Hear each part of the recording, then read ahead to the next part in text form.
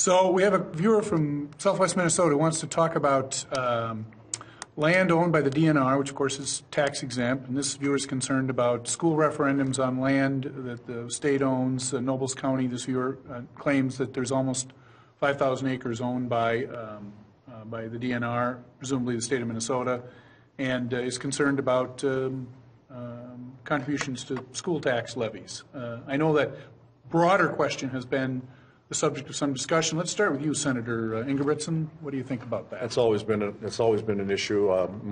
Most recently, since the legacy bill was passed in 2008, where the folks in Minnesota overwhelmingly voted in a 3/8% sales tax, and part of that goes to hunting and fishing opportunities and restoration opportunities.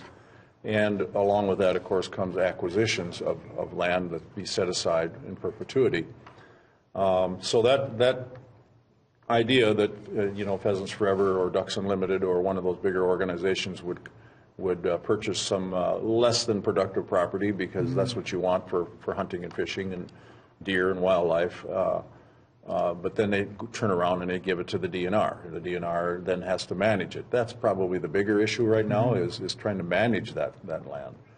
To say that they don't pay taxes is not true. The state of Minnesota does pay in lieu of taxes. It's called PILT. They have a PILT obligation that they pay every year. If it's U.S. Fish and Wildlife that ends up with that property, they actually pay even more than PILT. They're actually pretty good partners with paying their taxes, but it's still not the same. It's not the same as when it was in the private sector, of course. So it is less. So there are concerns. There are folks out there that think the state of Minnesota has enough land. I mean, there's an argument to be made.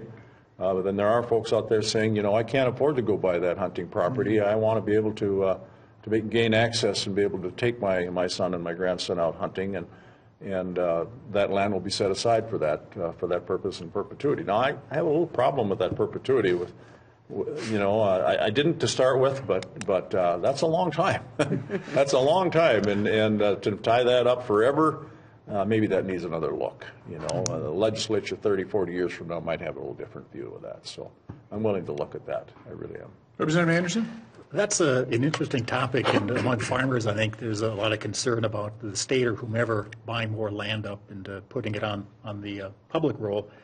And I think what concerns people a lot, kind of irritates folks, is that the state can only pay appraised value on property when they buy it. But if somebody like Pheasants Forever or somebody else comes out, they can pay whatever it takes to get that piece of land. And I've seen farmland in my area, back in Barsness Township, that a farmer was renting it and wanted to buy it when it was up for sale, but he couldn't match what the offer made by some of these private folks, organizations. And then to make the situation even worse, then, as Bill mentioned, they give it back to the state, so it's off the tax roll. So it's a topic of a lot of hot conversation, I think, among rural folks, farmers, to see this land taken off the tax rolls and put on the public docket. Only have about 30 seconds left. Representative Poppe, your thoughts on this?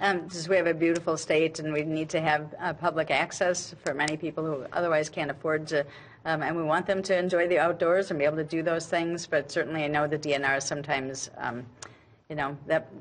that's a hot topic for people. Senators concur. Brevity. Brevity. Well, there you go.